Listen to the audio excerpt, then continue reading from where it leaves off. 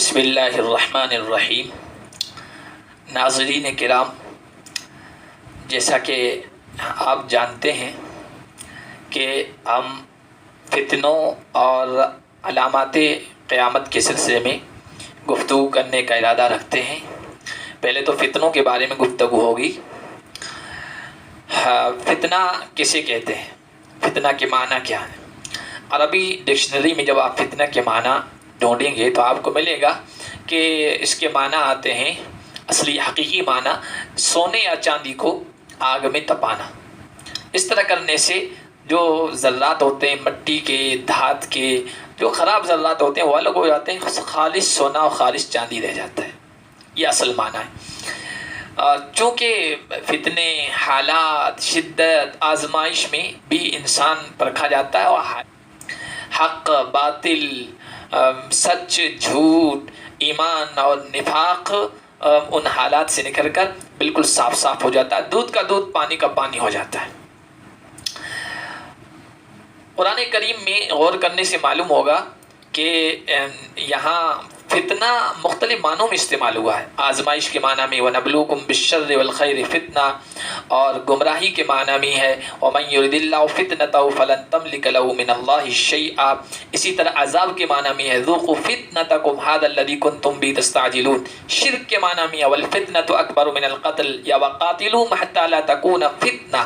معصیت و گناہ کے معنی میں ہے وَمِنْهُمْ مَنْ يَقُولُ اُذَلِّي وَلَا تَفْتِنِّي، معصیت کے معنی میں، دین سے دور کرنے کے معنی میں بھی استعمال ہوا ہے۔ حدیث میں ہے حضرت معاذ امامت کیا کرتے تھے، لمبی نماز پڑھا دی، پیچھے ایک کاشتکار محنت کش آدمی تھا، وہ تھک گیا، نماز چھوڑ کے چلا گیا، حضور سے شکایت کی کہ بہت لمبی نماز پڑھاتے ہیں۔ تو حضور نے ان کو بلایا اور کہا یا معاذ افتان انت، کیا تو لوگوں کو دین سے دور کرنے والا ہے؟ یہ مختلف معنی ہیں فتنے کے۔ اور حدیث نبوی کے اشارات کے مطابق یہ بات ہمارے سامنے آئے گی کہ آنے والے حالات فتنوں بھرے ہوں گے، آزمائشوں بھرے۔ ابن ماجہ کی روایت ہے لم یبق من الدنیا الا بلاء وفتنہ، اب دنیا میں صرف آزمائشیں اور فتنے رہ گئے۔ آثار صحابہ سے بھی یہی معلوم ہوتا ہے۔ حضرت ابو ہریرہ کہتے ہیں لا یاتی علی الناس عام یا لا یاتی علیکم عام الا وهو شر من الاخر، اب جو سال آئے گا تم پر وہ پہلے والے سے زیادہ بدتر ہوگا۔ ابن مسعود فرمایا کرتے تھے کہ ان شر اللیالی والایام والازمنہ اقربها الی الساعہ، سب سے بری راتیں، زمانہ، دن، وقت وہ ہے جو قیامت سے قریب ہے۔ یہ احادیث سے پتہ چلتا ہے۔ اب فتنے تو آنے ہیں، حالات تو آنے ہیں، ان فتنوں اور حالات سے کیسے بچا جائے یہ آج کی گفتگو کا موضوع ہے۔ حدیث کی روشنی میں چند تدابیر آپ کے سامنے رکھوں گا، اللہ پاک ہم سب کو ان پر عمل کرنے کی توفیق عطا فرمائے۔ فتنوں سے بچنے کی سب سے پہلی تدبیر حدیث میں یہ بتائی گئی ہے کہ فتنوں کے بارے میں جانکاری ہونی چاہیے۔ حضرت حذیفہ ابن یمان جو فتنوں کے اسپیشلسٹ تھے، متخصص تھے، حضور سے اس بارے میں ہی فتنوں کے بارے میں معلومات کیا کرتے تھے۔ انہوں نے فرمایا هذه فتن قد اضلت كجباه البقر، یہ فتنے ہیں جو بالکل قریب آ چکے ہیں گائے کی پیشانی یا گائے کے منہ کی طرح۔ یہلک فیہا اکثر الناس، اس میں اکثر لوگ ہلاک ہو جائیں گے، ان فتنوں کا شکار ہو جائیں گے۔ الا من کان یعرف قبل ذلک، کتاب الفتن نعیم بن حماد کی روایت ہے، مگر جو ان فتنوں کو پہلے سے جانتا ہوگا، اس لیے کہ جس چیز کے بارے میں آپ کو جانکاری ہوگی تبھی تو آپ اس کے نقصان سے بچ پائیں گے، ورنہ آپ کو پتہ ہی نہیں چلے گا کہ یہ فتنہ ہے، یہ حالات خطرناک ہیں، یہ چیز گمراہ کن ہے، آپ کو پتہ ہی نہیں چلے گا اور آپ اس کا شکار ہو جائیں گے۔ تو فتنوں کے بارے میں جانکاری، اور انشاءاللہ یہ ویڈیو کا سلسلہ اسی لیے جاری کیا گیا کہ فتنوں کے بارے میں ہمیں جانکاری ہونی چاہیے۔ آپ جڑے رہیں گے تو احادیث میں جتنے بھی فتنے آئے انشاءاللہ ہم مختصر انداز میں اس کو بیان کرتے رہیں گے۔ دوسری چیز جو اختیار کرنے کی تدبیر وہ ہے دعا، یہ بہت اہم ہے۔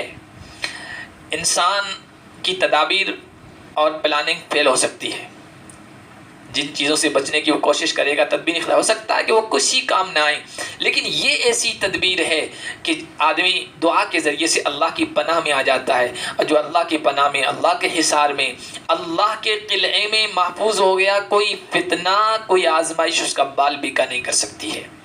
حضرت حذیفہ کا یہ فرمان ہے کہ لا یاتین علی الناس زمان لا ینجو فیہ الا الذی کان یدعو بدعاء کدعاء الغریق، ابن ابی شیبہ کی روایت ہے۔ لوگوں پر حالات آئیں گے، فتنے آئیں گے، ان فتنوں سے نجات وہی پائے گا جو اس طرح اللہ سے دعا کرے گا، اللہ کو پکارے گا جس طرح ایک ڈوبنے والا پکارتا ہے۔ کیا حالت ہوتی ہے اس کی! تو اس طرح اللہ سے مانگنا چاہیے، خاص طور سے گمراہ کن فتنوں سے۔ حضور نے فرمایا ایکم استعاذ من الفتن فلیستعذ من مضلاتها، تم میں سے جو آدمی فتنوں سے پناہ مانگ رہا ہے، اللہ کی پناہ مانگ رہا ہے فتنوں سے، تو چاہیے کہ گمراہ کن فتنوں سے پناہ مانگے، دعا مانگے۔ اللہ کے نبی کی دعائیں اس سلسلے میں بڑی ہے، حضور بھی دعا کرتے تھے اللہم انی اعوذ بک من فتنة المحیا والممات، اللہم انی اعوذ بک من فتنة المسیح الدجال، اللہم یا مصرف القلوب صرف قلبی علی طاعتک، یا مثبت القلوب ثبت قلبی علی دینک۔ قرآن کی بھی آیت ہے ربنا لا تزغ قلوبنا بعد اذ ہدیتنا وہب لنا۔ اس طرح کی دعائیں مسنون دعاؤں میں آپ کو مل جائے گی، فتنوں سے پناہ مانگنے کی، آپ ان کا معمول بنا لیں، اللہ تعالیٰ سے مانگتے رہا کریں۔ یہ بڑی دعائیں بڑا اثر رکھتی ہیں، اور خاص طور پر سورہ کہف کی شروع کی 10 آیتیں اور اخیر کی، ایسے تو پورے سورہ کہف جمعہ کو پڑھنے کا معمول بنا لیں، لیکن شروع کی اور اخیر کی 10 آیتوں کو حفظ کر لیں، اپنے چھوٹے بچوں کو بھی یاد کرا لیں، مکتب و مدرسے میں بچوں کو بچپن میں بھی یاد کرا لیں، اور ان کا مطلب بھی ان کو سمجھا دیں، اور کس لیے پڑھی جا رہی ہے یہ بھی سمجھا دیں۔ تیسری چیز وہ ہے ایمان، صبر، صلات۔ یہ 3 چیزیں حالات کو نارمل کرنے میں اور فتنوں کو آسان کرنے میں بڑا کردار ادا کرتی ہے۔ حضور نے ایک مرتبہ خطبہ دیتے ہوئے ارشاد فرمایا تھا کہ ان امتکم هذه جعلت عافیتها فی اولها وان آخرها سیصیبهم بلاء وامور تنکرونها۔ اس امت کے شروع میں عافیت، سلامتی رکھ دی گئی ہے، بعد کہ جو حالات اس امت پر آئیں گے اس میں آزمائشیں، فتنے، ایسے حالات جو تمہیں ناگوار لگیں گے۔ فمن ثم تجیء الفتنہ، پھر فتنہ آئے گا خطرناک، فیقول المؤمن، مومن کہے گا هذه مہلکتی، اس میں تمہیں ہلاک ہو جاؤں گا۔ ثم تنکشف، پھر حالات درست ہو جائیں گے، فتنہ فرو ہو جائے گا، ختم ہو جائے گا۔ پھر ثم تجیء الفتنہ، دوسرا فتنہ آ جائے گا، مومن کہے گا هذه مہلکتی، اس میں تمہیں برباد ہو جاؤں گا۔ ثم تنکشف، پھر وہ فتنہ بھی ختم ہو جائے گا، حالات درست ہو جائیں گے۔ حضور نے فرمایا فمن صلہ منکم ان یزحزح عن النار ویدخل الجنہ فلتدرکوا منیتہ وہو یؤمن باللہ والیوم الآخر۔ جس آدمی کو یہ بات خوش کرے کہ جہنم سے آزادی کا پروانہ دیا جائے، جنت میں داخلے کا ٹکٹ دیا جائے، تو اسے چاہیے کہ اس کی موت اس حال میں آئے کہ وہ اللہ اور آخرت کے دن پر ایمان رکھتا ہو۔ ایمان اس میں چیز ہے اہم۔ حضرت موسیٰ علیہ السلام کے سامنے اللہ نے اس امت کی فضیلت بیان کی، لما قص اللہ علی موسیٰ شأن هذه الامہ فتمنى ان یکون رجلا منہم۔ امت کی فضیلت سنی تو یہ تمنا ظاہر کی اللہ کے سامنے کہ مجھے بھی ان کا ایک فرد بنا دیجئے۔ اللہ نے فرمایا سیکون فی آخرها بلاء وشدہ، اس امت کے آخر میں بڑی آزمائشیں اور فتنے آئیں گے۔ تو حضرت موسیٰ نے کہا فمن یصبر علی ھذا، اس پر کون صبر کر پائے گا؟ اللہ نے کہا انی اعطیت من الصبر والایمان ما یہون علیہم البلاء، میں انہیں ایسا صبر، برداشت کا مادہ اور ایمان عطا کروں گا جو ان پر ان آزمائشوں کو ہلکا کر دے گا، آسان کر دے گا۔ ایمان اور صبر فتنوں کو آسان کر دیں گے، فتنوں سے بچانے میں اہم کردار ادا کریں گے۔ اور اسی طرح حضرت ثعلبہ خشنی کی روایت ہے، انہوں نے لوگوں سے کہا کہ ابشروا بدنیا عریضہ، لمبی چوڑی دنیا کی تمہیں خوشخبری ہو، تاکلوا ایمانکم، وہ تمہارے ایمان کو کھا جائے گی۔ فمن کان منکم علی یقین من ربہ، جس کو رب پر پورا یقین ہوگا، اتتو فتنۃ بیضاء مسفرہ، تو اس پر روشن چمکدار فتنہ آئے گا، یعنی فتنے کیسے بھی آئیں گے اس کے حق میں مفید ہی ہوں گے، یقین رکھنے والے بندے کے حق میں فتنے مفید ہی ہوں گے۔ ومن کان منکم علی شک من ربہ اتتو فتنۃ سوداء مظلمہ، جس کو رب پر ایمان کے سلسلے میں، یقین کے سلسلے میں کنفیوژن ہوگا، شک میں مبتلا ہوگا، اس پر فتنہ تاریک اندھیرا بن کے آئے گا، یعنی اس کے حق میں نقصان دہ ہوگا۔ ثم لم یبال اللہ فی ای الاودیۃ سلکا، پھر اللہ کو کوئی پرواہ نہیں ہوگی کون سی گھاٹی، کون سا راستہ اس نے اختیار کیا، وہ جا کر تباہ و برباد ہو گیا۔ چوتھی چیز جو ضروری ہے وہ ہے نیک لوگوں کی صحبت، علماء کی، صلحاء کی صحبت عام سماجی زندگی میں ہو، اٹھنا بیٹھنا، دوستی، کمپنی، یا سوشل میڈیا کی، اس لیے کہ اس وقت ہر بندہ سوشل میڈیا سے تعلق رکھتا ہے اور جوائن کیے ہوئے ہے، گروپوں میں شامل ہے، اور یہ تجربے کی بات ہے، جس طرح کے لوگوں کے گروپ میں شامل ہے اس کے اثرات بندہ لیتا ہے۔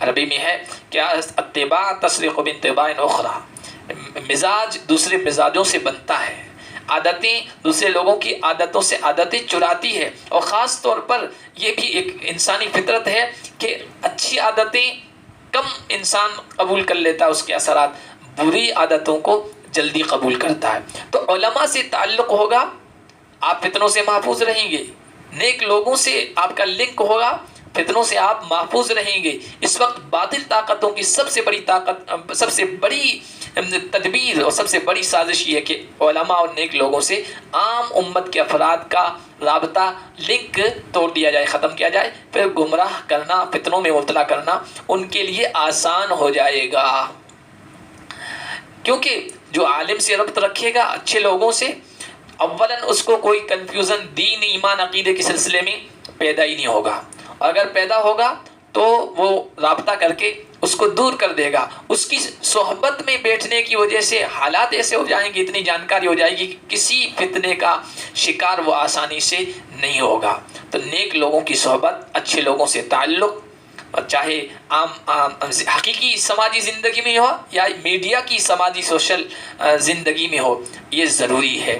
اور بھی باتیں ہیں لیکن ویڈیو طویل ہو جائے گا، تو یہ چار چیزیں، یہ چار تدبیریں آپ اختیار کر لیں، انشاءاللہ آپ فتنوں سے محفوظ رہیں گے۔ باقی آئندہ اس کے بارے میں تفصیلات بیان کی جاتی رہے گی۔ اللہ پاک ہم سب کو ہر طرح کے فتنوں سے محفوظ رکھے۔